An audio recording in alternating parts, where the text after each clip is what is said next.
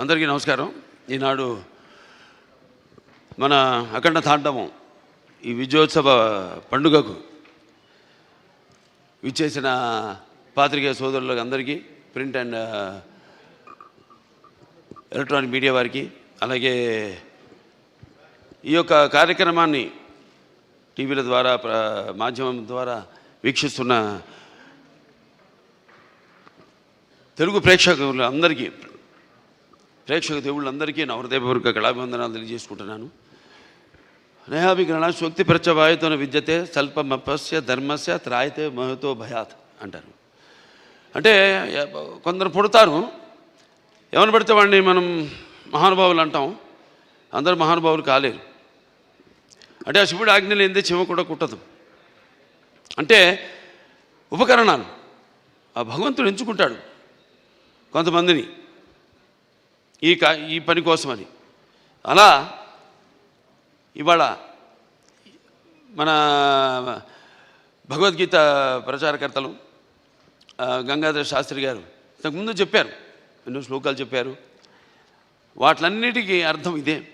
నేను అన్నదానికి ఆయన ఇచ్చిన వివరణ అది. ఇవాళ చాలా సంతోషంగా ఉంది. ఇవాళ ఈ సినిమా విడుదలై ఇవాళ ఇంత విజయవంతంగా ప్రదర్శించబడుతున్నందుకు మా తెలుగు ప్రేక్షక దేవుళ్ళకి అందరికీ కాదు, యావత్ భారతదేశపు ప్రజలందరికీ నా హృదయపూర్వక కృతజ్ఞతాభివందనాలు తెలియజేసుకుంటున్నాను. మరి కృతజ్ఞతలు తెలియజేసుకున్నందుకు, ఎంత మంచి పాఠం ఇచ్చినందుకు మీరు కూడా రుణం తీర్చుకోవాలి. అంటే ఎప్పుడు అంటారు శత్రు రుణం, లేకపోతే మన రుణశేషం అగ్నిశేషం శత్రుశేషం ఉండకూడదని. అలాగే ఈ శేషం కూడా మీరు ఉంచుకోకుండా ఏ ఉద్దేశంతో అయితే ఈ సినిమా తీసామో ఆ ఉద్దేశాన్ని మీరు పాటించాలి.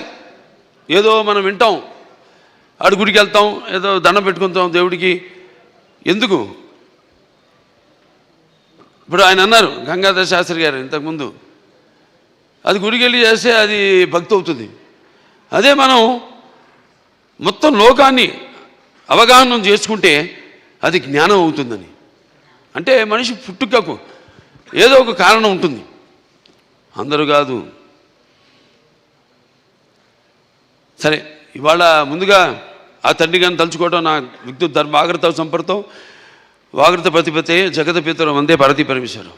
అంటే ఆది దంపతులు అయిన ఆ శివపార్వతులు, వాళ్ళ ప్రతిరూపమే నా తల్లిదండ్రులు. ఎవరి తల్లిదండ్రులైనా ఆ పార్వతీ పరమేశ్వరుల యొక్క రూపాలే. నగాత్ర పరమంత్ర నమాతు పరిదేవత నాహరే పరతశ్రాత నానృతాత్ పాతకం పరం. ఇది తల్లి ప్రార్థన. యస్మాత్ పార్థివత ప్రాదుర్భుతుల భక్తి గురుణ సంతుల మాంసే సహస్రం తస్మై సర్వజ్ఞ మూర్తే పిత్రే. ఇది తండ్రి మంత్రం. అంటే మనకు సగం దేహాన్ని ఇచ్చి మనల్ని ఇటువంటి గురువులు దగ్గర ఎంతోమంది, అందరూ సరస్వతి పుత్రులే. ఇక్కడ గంగాధర శాస్త్రి గారు ఉన్నారు, అలాగే అక్కడ మన కాసర శ్యామ్ గారు అయితేనేమి, లేకపోతే మన నాగ్ గురునాథ్ శర్మ గారు అయితేనేమి, మన కళ్యాణ్ చక్రవర్తి గారు, అందరూ సరస్వతి పుత్రులమే. సో వాళ్ళందరి దగ్గర ఇటువంటి మంచి పాఠాలు నేర్చుకోవడానికి, మంచి గీతాలు వినడానికి ఇటువంటి బ్రహ్మాండంగా అద్భుతంగా మన నందమూరి తమను అద్భుతంగా వాటిని చెప్పాడు. అతను పడ్డ శ్రమంతా ఒకటే. నాకు వచ్చిన అందరూ ఏమంటున్నారంటే, ఈనాడు సనాతన హైందవ ధర్మం మీసం మెలేసిందని ఈ సినిమా చూశాడు. అంటే మంత్రోచ్చారణ, అలాగే వేదం, అలాగే మన భారతదేశపు మూలాలు, మన ధర్మం, మన గర్వం, మన తేజస్సు కలిగలిపిన సినిమా అఖండ అని అందరి ఆబాలగోపాలం. ఒక మన ఆంధ్ర తెలంగాణ రాష్ట్రాలే కాదు, లేకపోతే ఎక్కడ అభిమానులు ఉన్నారో అక్కడ ఆ రాష్ట్రాలే కాదు, యావత్ ప్రపంచం ఇవాళ కోడే కూస్తుంది. అంత అద్భుతమైన సినిమా మాకు అందించినందుకు మీ అందరికీ మా కృతజ్ఞతలు తెలియజేసుకుంటున్నాను. అలాగే అద్భుతమైన అంటే ఈ సినిమాలో ఒక్కొక్క డైలాగ్ ఒక్కొక్క ఆణిముత్యం అంటున్నారు. అలాగే ప్రతి సీన్ కూడా ఒక ఉద్వేగం, ఒక ఉద్రేకం, అలాగే ఒక ఉత్తేజ ప్రకంపనం అంటున్నారు జనం ఈ సినిమాని చూసి. సో సినిమా అంటే కేవలం ఈనాడు దైనందిన కార్యకలాపాల్లో పడిపోయి మనిషి తన అన్న వస్త్రాలతో పాటు ఈ యొక్క సినిమాని కూడా ఒక మాధ్యమంగా ఎంచుకున్నాడు, ఒక అవసరంగా.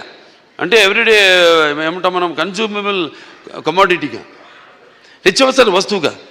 మరి ఎటువంటి సినిమాలు తీయాలి మనం అన్నది కూడా మనం ఆలోచించవలసిన అవసరం ఉంది ఇండస్ట్రీలో పెద్దలు. అటువంటిది ఈరోజు నాకు చాలా గర్వంగా ఉంది. నా 4 సినిమాలు, ఇది 5వది, 6 రాబోతుంది రేపు. దానికి కూడా చెప్పా, చరిత్రలో చాలామంది ఉంటారు కానీ సృష్టించిన చరిత్రని మరల తిరిగి రాసి మరల చరిత్రను సృష్టించేవాడు ఒకడే. అది ఆ తెలియని ఒక శక్తి. దాని కొనసాగింపు ఆ డైలాగులు అన్నాను, నేనే ఈ శక్తి, నాదే ఆ శక్తి అని. చరిత్ర రాయాలన్నా మేమే, చరిత్ర సృష్టించాలన్నా మేమే, దాన్ని తిరిగి రాయాలన్నా మేమే. ఎంత నేనేదో పొగరుతో, చాలామంది అంటారు ఏంట్రా ఏం చూసిరా బాలకృష్ణ ఇంత పొగరని. నన్ను చూసుకునే నా పదునైన పొగరని నేను అంటాను. ఎవరిని చూసుకుని ఇంత ధైర్యం అని ఉలిక్కిపడి చేస్తుంటారు. నా వ్యక్తిత్వమే నన్ను ఉచ్చిగొలిపే ఒక విప్లవంగా అడుగడుగునో చూపిస్తాను. అలాగే ఏంట్రా వీడికి అన్నీ తెలుసా అనుకుంటారు. నన్ను తెలుసుకునే కంటే గొప్ప విద్య ఏముంటుందని ఒక సవాల్గా నిలబడతాను. అంటే ఇదంతా పొగరు కాదు, అది ఎక్కడి నుంచి వస్తుందో నాకు తెలియదు. అంతా ఆ పరమేశ్వరుడి ఓంకారం అన్న ఇందాక, ఓంకారం పరబ్రహ్మ సర్వ ఓంకార సంభవం అకారోకార మాంతాయ ఓంకారాయ నమో నమః. ఆ ఓంకార శబ్దం ఓమితి బ్రహ్మ ఏకాక్షరి అంటాం. అలా ఇలా తెలుసుకోవాలి. అంటే యువతరానికి ప్రతినిధులు, నవతరానికి నాయకులు, భావితరాలకు భారతదేశపు మహాశక్తి అయిన యువకులు. మీ తప్పు లేదన్ను, నీ తప్పుకు అది ఎట్లా అంటే ఈ యొక్క రొటీన్ దైనందిన కార్యకలాపాల్లో అన్నాను ఇందాక, పోటీ. దానికి నేను ఎప్పుడు ఏదైనా ఆసరా తీసుకునేది సినిమాలే, లేకపోతే సంగీతం. వీటి మీదే ఎప్పుడన్నా నేను మనిషిని, నాకు ఎప్పుడైనా నిర్లిప్తత ఇది వచ్చినప్పుడు రోజు గంటన్నర పూజ చేస్తాను నేను. ఆ పూజ తర్వాత నా వృత్తే నా దైవం. ఆ వృత్తే ఈ అఖండ సినిమాలో నా పాత్ర. నేను చెప్పాను కూడా, ఇంతకుముందు ఒక సభలో చెప్పడం జరిగింది. ఒక ఇది శివ తాండవం ఈ యొక్క విన్యాసం ఎలా చేశాను ఈ పాత్ర అంటే, ప్రతి పాత్ర యాక్టింగ్ అంటే ఊరికే నమ్మడమో అరవడమో, లేకపోతే ఒక కళ్ళల్లో కన్నీళ్లు తెప్పించడం కాదు. పాత్ర అంటే ఒక పరకాయ ప్రవేశం. అది ఒక నందమూరి ఎన్టీ రామారావు గారు. ఎందుకంటే నేను చెప్పాను ఇంతకుముందు, ఆయన తలుచుకోకుండా ఏ సభ నేను అంటే నాకు ఇంత ధన్యమైన జన్మనిచ్చే నన్ను మీ అందరి గుండెల్లో ఆయన ప్రతిరూపంగా నిలిపినందుకు, మరి దైవాంశ సంభూతుడు, విశ్వానికి విశ్వ నటరూపం ఎలా ఉంటుందో చూపించిన యుగ పురుషుడు, కారణ జన్ముడు, నా తండ్రి, నా గురువు, నా దైవం నందమూరి తారక రామారావు గారికి నమస్కరించుకుంటూ, మరి ఇటువంటి ఈ సినిమాని ఈ సినిమా కేవలం తెలుగు సినిమా కాదు, ఇది యావత్ భారతదేశమే కాదు, యావత్ ప్రపంచం ప్రేక్షకులకు సంబంధించిన సినిమా ఇది. ఎందుకంటే మనం చూస్తున్నాం ఇవాళ ఎంత అశాంతి, ఎక్కడ చూసినా యుద్ధాలు, ఆకలి చావులు, లేకపోతే మనలో మనం సృష్టించుకున్న విభేదాలు. మనం గొప్ప మాట చెప్పారు ఇది మన సినిమా గురించి. ఇది కేవలం ఒక తెలుగు పురాణాలు, ఈ భగవద్గీతలు, లేకపోతే నేను చెప్పేది భారతాలు, భాగవతాలు, వీటికి సంబంధించేదే కాదు, ఒక బైబిల్కి సంబంధించింది, ఒక ఖురాన్కి కూడా సంబంధించిన సినిమా. సారే జహాన్ సే అచ్చా హిందూ సీతా హమారా, హమ్ బుల్బులే ఇస్కే ఏ గుల్ సీతా హమారా. సో ఇవాళ ఈ పాత్ర మనం చేసే ముందు నాకు పూర్తిగా నమ్మకం నా దర్శకుడి మీద. నేను చెప్పా కట్టె కొట్టి తెచ్చి అంతే మాట్లాడుకుంటాం మేము, అంతకంటే మాట్లాడుకోము. ఇవాళ మనం బ్యాట్మ్యాన్లు, సూపర్ మ్యాన్లు వీటిలన్నిటి గురించి మాట్లాడుకుంటాం. లేకపోతే నాన్నగారు వాళ్ళు చేసిన పౌరాణికాల్లో బాణాలు వేయడం, అగ్ని రావడం, నీళ్లు రావడం, దాంట్లో నుంచి బాణాల్లో నుంచి, లేకపోతే మొత్తం అట్లా పడిపోవడం, కళ్ళు తిరిగి, ఇవన్నీ చూస్తుంటాం. ఇది కూడా ఇప్పుడు జరుగుతున్న ఏవైతే పరిణామాలు ఉన్నాయో వాట్లను నేను చెప్పా. సినిమా మాధ్యమం అంత గొప్ప మాధ్యమం ఇంకోటి లేదు. దానికి సరిగా వాడుకోవాలి మనం.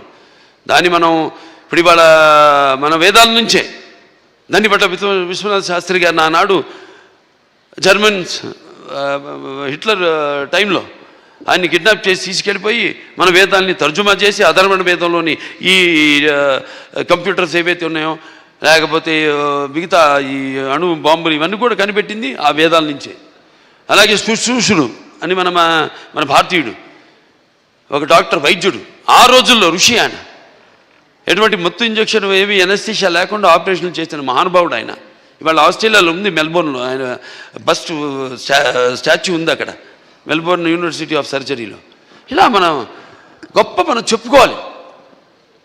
ఇలా మనం చెప్తే కానీ మన యువతరానికి అర్థం కాదు. కానీ నా అదృష్టం ఏంటంటే అందరు చెప్తే అందదు, కలం అందదు.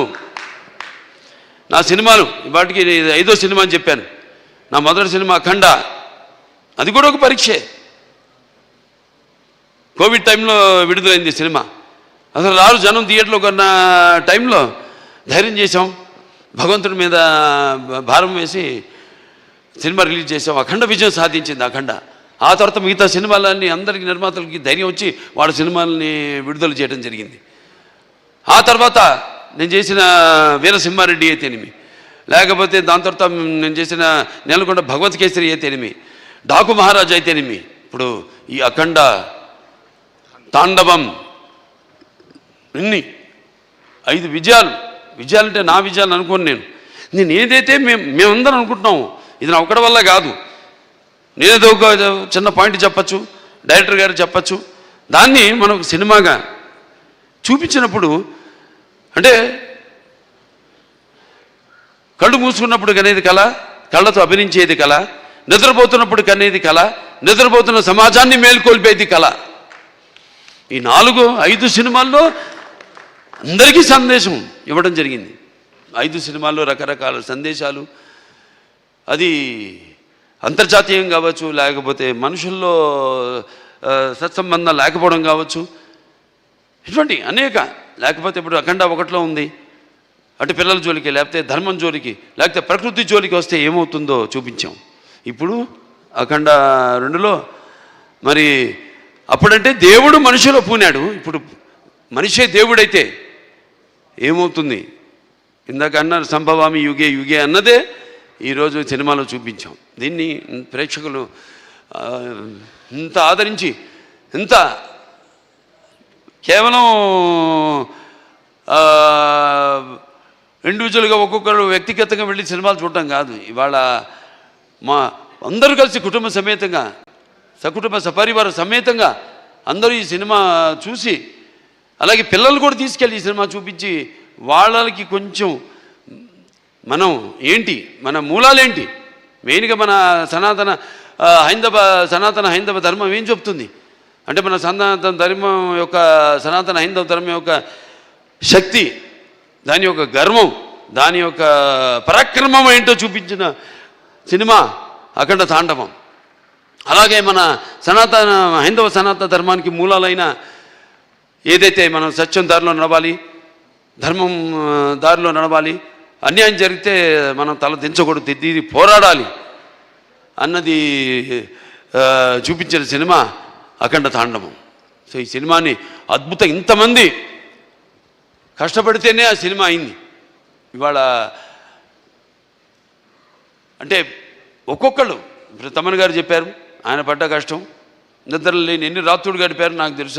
ఆయన సినిమా ఇప్పుడు వచ్చిందని కాదు, వచ్చి దాని ప్రభావం సమాజం మీద ఎంత ఉంది అన్నది చాలా ముఖ్యం.